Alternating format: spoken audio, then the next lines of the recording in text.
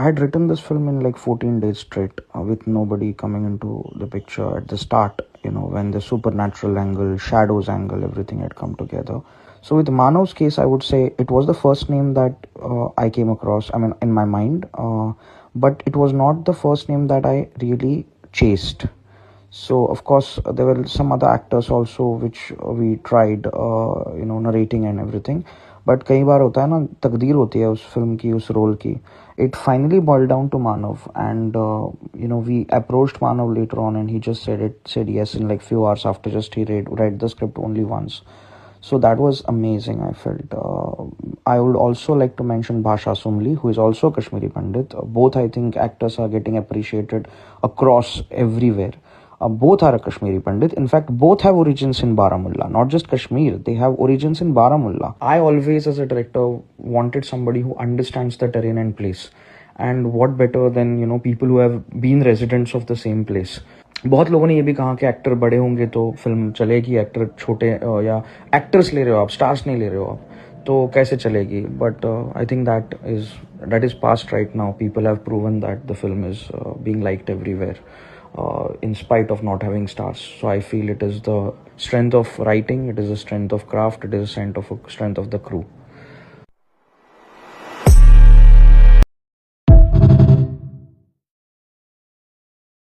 I think so. I would like to give this credit to Anmol and Casting Bay, who did the casting for us. So when it came to the Kashmiri actors, I had marked certain characters that I want them to be Kashmiris. Nilofar's casting, what was the thing was, I needed somebody who would look very positive on the face of it, but has the potential to pull off a convincing antagonist who is completely radicalized, who wants evil to come to the valley, who doesn't really care about the factor that the peace and all those things shouldn't matter to her. I remember shooting the climax in minus 18 degrees, and she had to do so much. I mean, I still remember there were these 3-4 important shots where I was not using dupes and I didn't want to, and she had to lie down on the ground, and she had to do a lot of like troublesome work in -8. Tofar ji always was like, sir, छोड़िए, आपको जो चाहिए वो मिलना चाहिए, आप अगर खुश हो तो हम खुश हैं. I think that kind of cooperation I got from all these actors, especially Nilofer Hamid, Shahid Latif, Mir Sarwar, and even the actor who played Iqbal. And many of them had theatre backgrounds, which was a very good thing for me, because I also come from theatre. So as a director, I always prefer an actor who knows theatre, who has worked on theatre, who has climbed up the stage and knows the dynamics of what theatre is. And because there was a lot of theatre in Srinagar and even Jammu, many of these actors have these theatre shows going parallelly in their careers.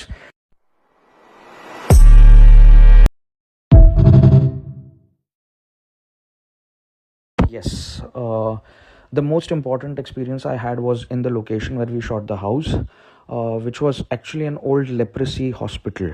तो जब हमने ये location देखा तो पता चला कि वहाँ पे लेप्रेसी पेशेंट्स पहले हुआ करते थे. इनफैक्ट उस लोकेशन के आउटस्कर्ट्स में there are still cottages where still there are certain very few but few leprosy patients still are located there, not in the house but around the house. तो मुझे याद है वहाँ का एक केयर टेकर थे चाचा, उन्होंने मुझे पूरा लोकेशन दिखाया था. और मैं पहली बार जब गया था तो उन्होंने एक कमरे का, मुझे सारे कमरे देखने थे जो ऑपरेशनल नहीं थे वो भी, तो उन्होंने एक कमरे का ताला खोला. और जब मैं उस कमरे में चला गया, मुझे ऐसे लग रहा था कि दिन का टाइम था, रात का टाइम भी नहीं था, दिन का टाइम था, लेकिन मुझे ऐसे लग रहा था कि कुछ तो है वहाँ, कोई प्रेजेंस है. मैं एक्सप्लेन नहीं कर सकता, लेकिन एक होता है, एक घुटन सी आ जाती है, आपको ऐसे लगता है कि कुछ इस भी घर की कोई कुछ कहानी होगी. तो चाचा बोलने लगे कि सर जी, कहानियाँ तो बहुत है, पेशेंट्स थे यहाँ पे रहते पहले, और लेप्रेसी पेशेंट्स आइसोलेटेड हुआ करते थे बहुत बार, तो बिकॉज उनकी फैमिली उनको छोड़ देती थी, उनके घर वाले उनको छोड़ देते थे, तो वो जब चले जाते थे लिटरली तकलीफ़ें फेस करके, तो उनकी बहुत बहुत चीखें यहाँ पे गूंज रही है, is the exact line that care taker told me. And I still remember that stayed with me for a long time. उसके बाद हमने शूट वहाँ चालू किया. आयरनी ये थी कि मेरा क्लाइमैक्स जो था और क्लाइमैक्स का मैक्सिमा जो था, जो शायद आपने ऑलरेडी फिल्म में देखा होगा, वो उसी रूम में शूट किया गया था. उसी रूम को हमने पूरा प्रोडक्शन डिज़ाइन से तैयार करके उसी रूम में किया था. जब वो क्लाइमैक्स ख़त्म हुआ और मैं जब लोकेशन रैप अप कर रहा था, जब पूरा लोकेशन मैं ख़त्म कर रहा था, तो ये चाचा जी, उनको मैंने थैंक्स बोलने के लिए मैंने उनसे बात की कि कि आपने इतना कोऑपरेट किया इसलिए मैं 13 दिन इस लोकेशन पे शूट कर पाया और बहुत अच्छा हुआ, आपने बहुत अच्छा किया मेरे लिए। तो उन्होंने क्या किया, जो ताला उन्होंने खोला था उस रूम का, वो ताला उन्होंने मुझे दे दिया, बतौर एक गिफ्ट बोलो या एक निशानी बोलो। लेकिन उनकी लाइन मेरे जहन में आज तक है। उन्होंने मुझे कहते वक्त कहा कि जब मैंने ताला खोला था ना, उसके बाद मैंने कभी वो बंद नहीं किया है। जब वो ताला खुला उसके बाद वो ताला खुला ही है। अभी मैं वो ताला आपको दे रहा हूँ, मैं वो ताला नहीं डाल सकता। तो मैंने उनको पूछा क्यों, आप ऐसे क्यों कह रहे हो? तो उन्होंने कुछ मुझे जवाब नहीं दिया। उन्होंने कहा अभी ताला खोल दिया ऑलरेडी, तो अभी आप रख लो, ये आपकी निशानी है, आप अपने साथ ये लेके जाओ। आज भी मेरे पास वो ताला है। और तब मुझे लग रहा था उस रूम से जाते वक्त, जब मैं चाचा से बात करके बाहर निकल रहा था, तो मुझे लग रहा था कि मैं वापस यहाँ आने वाला हूँ। क्यों, क्या, कैसे, मुझे नहीं पता। कुछ तो प्रेजेंस उस रूम में था, मुझे लग रहा था कि मैं वापस यहाँ आने वाला हूँ।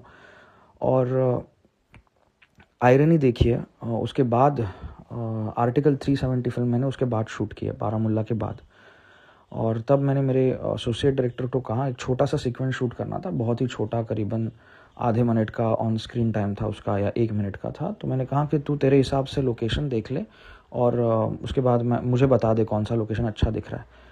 आयरनी देखिए, उसने वही लोकेशन ढूंढा जहाँ पे मैं था, और जो रूम ढूंढी वो भी वही थी जिस रूम में हमने आर्टिकल 370 का शूट किया। तो ये मैं कभी नहीं भूलूंगा। ये उसका कुछ मतलब नहीं है, क्या समझाने का कोई मतलब नहीं है, क्यों हुआ, कैसे हुआ, उसका कोई लॉजिक नहीं है। लेकिन जो सेंसेशन मुझे तब आया था कि मैं इस रूम में शायद वापस आने वाला हूँ, मैं वापस वहाँ लेके गया था, मुझे तकदीर वहीं पे लेके गई। तो कुछ तो डिवाइन इंटरवेंशन या कुछ तो कनेक्शन होता होगा जो मुझे बहुत स्पूकी लगा, और मैं कभी नहीं भूलूंगा लाइफ में। देखिए, ये बैलेंस की चीज़ मुझे लगता है is my USP as a director. मैं जानता हूँ आर्टिकल 370 के टाइम पे भी मुझे याद है, मैंने जियो स्टूडियोज़ और आदित्य धरन दोनों को, जो प्रोड्यूसर्स थे उस फिल्म के और इस फिल्म के भी, उनको कहा था कि इसमें मत पढ़ो, ये मेरा फोर्टे है, ये मेरा किला है, मैं जानता हूँ इस मतलब ये कहते हैं ना, वो गढ़ मेरा है, मैं जानता हूँ कैसे करना होता है। आई थिंक कहीं ना कहीं मैं एक इंजीनियर हूँ, और किसी भी चीज़ को सिंप्लीफाई करना एक इंजीनियर का जॉब होता है प्रोफेशनली। मुझे लगता है कि वो इन्फ्लुएंस मेरे क्रिएटिव्स में भी आ जाता है।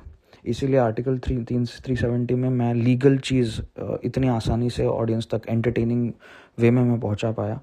और सेम चीज़ मुझे लगता है यहाँ पे जो आप बात कर रहे हो कि एक फियर है और एक फैक्चुअल इन्फॉर्मेशन भी है, एक पास्ट भी है, उसका बैलेंस कैसे रखोगे। मुझे लगता है वो मुझे आता है। मुझे उसका कोई रीज़न नहीं पता, बट मुझे ये बिलीव मैं डेफिनेटली करता हूँ कि मेरा इंजीनियरिंग, बीइंग एन इंजीनियर, मुझे लगता है मेरे पास बहुत ज़्यादा उपलब्धियाँ और ज़्यादा दिमाग उसके लिए जो रिक्वायर्ड है वो है, जो I genuinely think it is my USP. I know how to turn a very difficult subject into a very simple and entertaining and dramatic thing that I've always been doing since like I started in the creative journey. एक और चीज़ होती है, उसमें intent मेरा सही था। मैं मेरी कहानी बताने के लिए लिख रहा था या मैं डायरेक्ट कर रहा था। मैं पैसे कमाने के लिए नहीं लिख रहा था, या मेरे दिमाग में ये नहीं था कि चलो ऐसा करेंगे तो चल जाएगी, ऐसा करेंगे तो नहीं चलेगी। ये बातों के बारे में मैं कभी नहीं सोचता। मैं सोचता हूँ कि कन्विक्शन के साथ आप अगर कोई स्टोरी कहो तो ऑडियंस देखेगी, ऑडियंस उसको अपना कन्विक्शन बना लेगी, and people are going to love it. I think this balance worked out only because of two factors. One, me being an engineer, knowing what I want, knowing my strengths, and at the same time I feel it was because of whole conviction and dedication and intent that was always right. मैंने बहुत चीज़ें लोगों की नहीं सुनी इस film में। मैं बहुत लोगों ने मुझे टॉलरेट किया है, लेकिन आज जाके जब पिक्चर रिलीज़ हो रही है तब लोगों को पता चल रहा है मैंने वो क्यों किया, और मैं सही था। बहुत लोगों के साथ, मतलब प्रोड्यूसर से लेके स्टूडियो से लेके हर बंदे के साथ मैंने झगड़ा किया है, क्योंकि मैं जानता था मैं क्या कर रहा हूँ। तो और मैं बहुत यंग हूँ, तो मेरे लिए वो स्ट्रगल बन जाती है ऑटोमेटिकली कि आप यंग हो तो लोगों को लगता है हमको ज़्यादा तजुर्बा है, we have more experience. But as a director, it's my job to be loyal only and only to the subject of the film and to the story of the film. I don't have to be loyal to anybody else. I have to see to it that how the film is going to be good. If film is going to be good, everybody else is going to be satisfied at the end of the day. So I think वो मेरा intent हमेशा था, 370 के time पे भी और बारामुल्ला के time पे भी। I think mood जो create हुआ, whatever was created, lot of that credit goes to, I would like to take two important names. One is Arnold Fernandez, the cinematographer, who amazingly crafted the cinematography of the film on the camera. I would also like to take name of Sunil, who was the Steadicam operator. I think his name was Sunil Khanpurkar or Khanpur. He was he's the topmost in India, and these two people have been so instrumental for creating that mood and visual. और दूसरी बात, आपको इतना अलग लग रहा है क्योंकि मैंने ग्रीन स्क्रीन यूज़ नहीं किया. मैंने आपको बेवकूफ़ नहीं बनाया कि मैंने interior, I have shot interior in let's say Bombay and exterior in Kashmir. ये नहीं किया है, ये चापलूसी नहीं किया है मैंने, और मैं करता भी नहीं हूँ. द होल आइडिया वॉज कि हम आपको कश्मीर में लेके जाएंगे, हम आपको बारामुल्ला में लेके जाएंगे.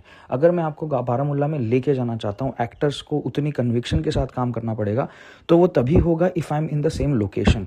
सो हमने पूरी की पूरी फिल्म 23 दिन में, लिटरली 23 दिन में ये फिल्म शूट हुई है.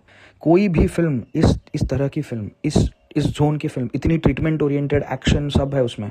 ये फिल्म कोई भी, मैं ये ओपनली कह सकता हूँ कि nobody in the industry will be able to pull this kind of a film out in 23 days. तो और वो भी -18 डिग्री सेल्सियस में. -18 में हाइपोथर्मिया अटैक्स हो जाते हैं हर दिन, किसी ना किसी को इन द क्रू. आप किसी भी टाइम पे कोमा में चले जा सकते हो, आप किसी भी टाइम पे आपको अटैक आ सकता है, 50 चीज़ें होती हैं. लेकिन ये क्रू, ये कन्विक्शन जो क्रू से थी, सिनेमेटोग्राफर मेरा DOP आर्नल्ड से थी, उसके वजह से इतने विजुअल्स आपको स्टनिंग लग रहे हैं. तो आई थिंक वो डेफिनेटली उसका क्रेडिट है आर्नल्ड का. उसी के साथ मैं दोहराना चाहता हूँ क्लिंटन सेहरो एंड बियांका, जो शोर पुलिस, जिन्होंने म्यूज़िक बनाया पिक्चर का, लिरिक्स जो लिखे हैं जो सॉन्ग्स के, सिद्धांत कौशल ने. और ये सब लोग. और इस मूड में मैं एक और बंदे का भी नाम लेना चाहता हूँ जो आगे चल के बहुत बहुत बड़ा नाम कमाएगा. वेरी यंग गाय, मोनाल ठाकर, जिन्होंने मेरे साथ ये फिल्म का स्क्रीन प्ले लिखा है. बहुत ही इन लोगों ने, सब ने मिल के बहुत मेहनत की है to get you that mood, to get you that vibe. क्योंकि हम देखते हैं आजकल के फिल्मों में वाइब फेक लगती है, कभी भी वाइब सही नहीं लगती. आप कोई भी आर्मी फिल्म निकालो तो आर्मी फिल्म, मैंने परसों एक किसी फिल्म का ट्रेलर देखा, मुझे सब फेक लगा. मुझे ऐसा लगा ही नहीं कि कुछ आर्मी का है, बिकॉज मुझे लगा कि डायरेक्टर और लोगों को पता ही नहीं आर्मी कैसे काम करती है. बहुत टाइम पे ये प्रॉब्लम हो जाती है कि आप जिस जॉनर की फिल्म बना रहे हो वो आपको समझना पड़ेगा ताकि ऑडियंस को वो रियल लगे. सो मुझे लगता है आर्नल्ड फर्नांडिस, जिन्होंने DOP थे, शोर पुलिस, जिन्होंने इतना बढ़िया म्यूज़िक बनाया. म्यूज़िक में रबाब भी है आप देखो, लेकिन म्यूज़िक कूल भी है. म्यूज़िक में अलग अलग किस्म के चीज़ें हैं. आप अगर ठीक से नोट करोगे तो उसमें आप बहुत समझ पाओगे. बहुत सोच समझ के बनाया हुआ म्यूज़िक है, ऐसा नहीं कि छपाई करते चले गए. तो ये I would definitely give the credit to Bianca and Clinton. अगर वो मुझे नहीं मिलते, मेरे लिए बहुत मुश्किल हो जाता, क्योंकि मैं चाहता था एक तरीके से म्यूज़िक बने. उन्होंने उसी तरीके से वो म्यूज़िक बनाया. उनकी बहुत बेहतरीन टीम है, मुझे लगता है they are one of the best in this industry. और उन्होंने पूरी जी जान लगा के, पिक्चर में जी जान लगाना जो होता है ना, वो कई बार नहीं होता, 99% नहीं होता. म्यूजिशियंस भी नहीं करते, वो छपाई करते हैं. हमें ये देना है, ठीक है दे दो, यहाँ का उठा के वहाँ दे दिया, वहाँ का उठा के यहाँ दे दिया, ये चलता रहता है इंडस्ट्री में. But Clinton's team was so progressively for the film. इसलिए ये सब हो पाया, इसीलिए वो मूड क्रिएट हो पाया.